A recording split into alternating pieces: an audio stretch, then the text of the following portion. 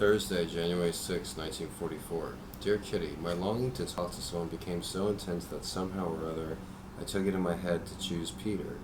Sometimes if I'd been upstairs into Peter's room during the day, it always struck me as very snug, but because Peter is so retiring and would never turn anyone out who became a nuisance, I never dared stay long because I was afraid he might think me a bore. I tried to think of an excuse to stay in his room and get him talking without it being too noticeable, and my chance came yesterday. Peter has a mania for crossword puzzles at that moment and hardly does anything else. I helped him with them, and we soon sat opposite each other at his little table, he on the chair and me on the divan. It gave me a queer feeling each time I looked into his deep blue eyes, and he sat there with that mysterious laugh playing round his lips. I was able to read his inward thoughts. I could see on his face that look of helplessness and uncertainty how to behave, and at the same time a trace of the sense of manhood. I noticed his shy manner, and it made me feel very gentle. I couldn't refrain from meeting those dark eyes again and again, and with my whole heart I almost beseeched him. Oh, tell me, what is going on inside you? Oh, can't you tell beyond this ridiculous chatter? But the evening passed and nothing happened except that I told him about blushing. Naturally, not what I have written, but just so that he would become more sure of himself as he grew older.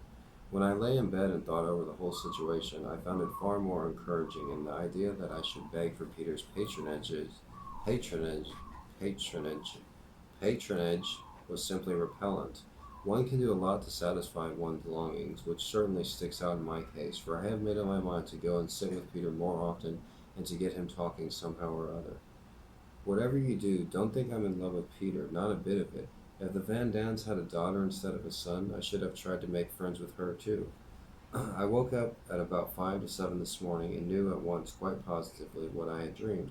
I sat on a chair and opposite me sat Peter Wetzel. We were looking together at a book of drawings by Mary Gross. The dream was so vivid that I can still partly remember the drawings. But that was not all. The dream went on. Suddenly Peter's eyes met mine, and I looked into those fine velvet brown eyes for a long time. Then Peter said very softly, "If I had only known, I would have come to you long before." I turned around brusquely because the emotion was too much for me, and after that I felt a soft and oh, such a cool, kind cheek against mine, and it felt so good, so good. I woke at this point, which I could still feel his cheek against mine, and felt his brown eyes looking deep into my heart, so deep that there he read how much I had loved him and how much I still love him.